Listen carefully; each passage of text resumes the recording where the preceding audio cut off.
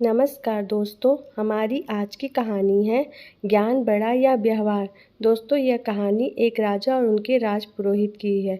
आइए सुनते हैं। एक बड़े राजा हुआ करते थे। जितने वह पराक्रमी थे उतने ही समझदार भी थे। उन्होंने अपने दरबार में कई ज्ञानी लोगों को अच्छे ओहदे दे रखे थे। वह सबका काफ़ी सम्मान करते थे। लेकिन इन सब में जिनका वह सबसे ज़्यादा सम्मान करते थे वह थे उनके राज्य के राजा। पुरोहित जी को कितना मान देते थे, इनका अंदाज़ा इसी बात से लगाया जा सकता है कि जब भी दरबार में पुरोहित प्रवेश करते तो राजा खुद खड़े होकर उनका स्वागत करते थे और तब तक खड़े रहते थे जब तक पुरोहित जी अपने आसन पर जाकर बैठ ना जाएं। राजा अपने मन में उठ रहे सभी सवालों को राजपुरोहित से बेझिझक पूछ लिया करते थे। राजपुरोहित भी अपनी बुद्धि से उनका अच्छे से उत्तर दिया करते थे। एक दिन दरबार में राजा के मन में कोई प्रश्न आया। उन्होंने राजपुरोहित से पूछ लिया, गुरुजी, एक सवाल मेरे मन में कई दिनों से कौंध रहा है। अगर आप इजाज़त दे तो पूछना चाहूँगा। आप पूछिए महाराज, राजपुरोहित जी ने कहा। जैसे कि मैंने बताया, कई दिनों से यह सवाल मुझे परेशान कर रहा है। मुझे विश्वास है कि इसका ऐसा उत्तर जिससे मुझे संतुष्टि मिले केवल आप ही दे सकते हैं। सवाल ये है कि ज्ञान बड़ा होता है या व्यवहार? राजा ने पूछा। राजपुरोहित जी सोच में पड़ गए। यह सवाल सच में मुश्किल था। ऐसा नहीं है कि उन्हें इस सवाल का उत्तर नहीं मालूम था, लेकिन उसे कैसे राजा को सरल तरीके से समझाया जाए यह उनके समझ में नहीं आ रहा था। राजपुरोहित ने विनती कर राजा से कुछ दिनों की मोहलत मांग ली ताकि कोई ऐसा तरीका ढूंढ सके जिससे सवाल का उत्तर राजा को संतुष्ट कर पाए। दरबार खत्म हो गया। राजपुरोहित अपने घर वापस लौट गए। उस दिन से वो चिंता में रहने लगे। उन्हें समझ नहीं आ रहा था कि कैसे राजा के सवाल का उत्तर दिया जाए।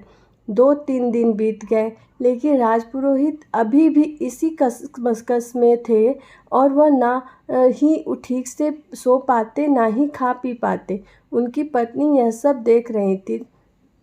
सो पत्नी ने राजपुरोहित से उनकी परेशानी का कारण पूछा। राजपुरोहित ने सारी समस्या अपनी पत्नी से कही।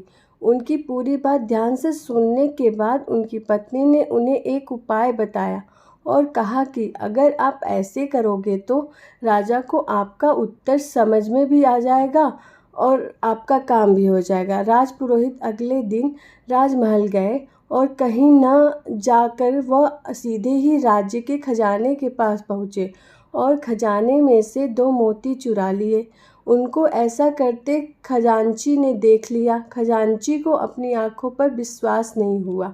उसने सोचा शायद उसको भ्रम हुआ है, क्योंकि राजा के इतने खास राजपुरोहित चोरी करे ऐसा कोई भी नहीं मान सकता था। उनके एक बार कहने से राजा उनको बेशुमार धन दौलत दे देता। अगले दिन राजपुरोहित फिर से खजाने से 2 मोती चुरा लाए। फिर से एक बार खजांची ने यह सब देखा। अब उन्हें लगा कि उन्होंने कल जो देखा था वह कोई भ्रम नहीं था। कोई दूसरा व्यक्ति होता तो तुरंत उसे पकड़कर सजा दे देता।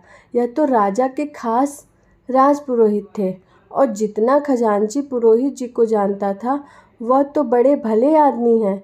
जरूर उन पर कोई मुसीबत आई होगी, इसीलिए उन्हें ऐसा करना पड़ा होगा। यह सोचकर खजांची ने कोई भी प्रतिक्रिया नहीं दी। जब 2-3 दिनों तक फिर यही घटना दोहराई गई, तब खजांची ने अपना धर्म निभाते हुए इस चोरी की खबर राजा तक पहुंचा दी। राजा को पहले तो बिल्कुल भी विश्वास नहीं हुआ, लेकिन खजांची ने जब पूरी बात बताई कि कैसे राजपुरोहित जी 1 नहीं 2 नहीं लेकिन पिछले 1 हफ्ते से खजाने से मोतियों की चोरी कर रहे हैं, इस बात को खजांची ने इतना जोर देकर और कसम खाकर कहा कि राजा को भी उनकी बातों पर विश्वास हो गया।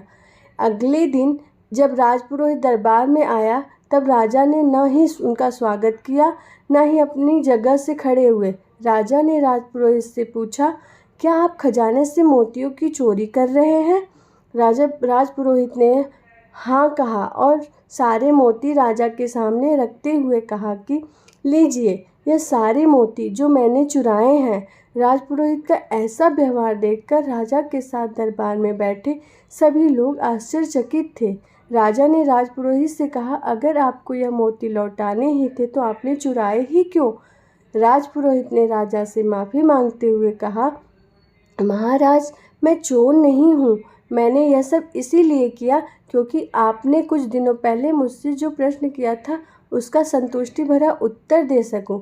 जैसे कि यहाँ उपस्थित सभी लोगों ने यह देखा कि आज महाराज न ही मेरी स्वागत किया और न ही पहले की तरह मुझे इज्जत दी, जबकि अभी भी मेरे पास उतना ही ज्ञान है जितना पहले था, बस कुछ बदला तो मेरा व्यवहार। इससे यही साबित होता है कि आपके पास चाहे जितना ज्ञान हो, अगर आपका व्यवहार अच्छा नहीं होता, सब व्यर्थ है। इसीलिए व्यवहार सबसे बड़ा है, ज्ञान नहीं। राजा पुरोहित की बातों से और उनके द्वारा दिए गए इस अनोखे उत्तर से बहुत प्रसन्न हुए। उन्होंने आज जैसा व्यवहार राजा पुरोहित के साथ किया था उसके लिए क्षमा मांगी और एक बड़ा इनाम उन्हें दिया। दोस्तों, हमारी आज की कहानी अच्छी लगी हो तो लाइक करें और चैनल को सब्सक्राइब करें। धन्यवाद दोस्तों।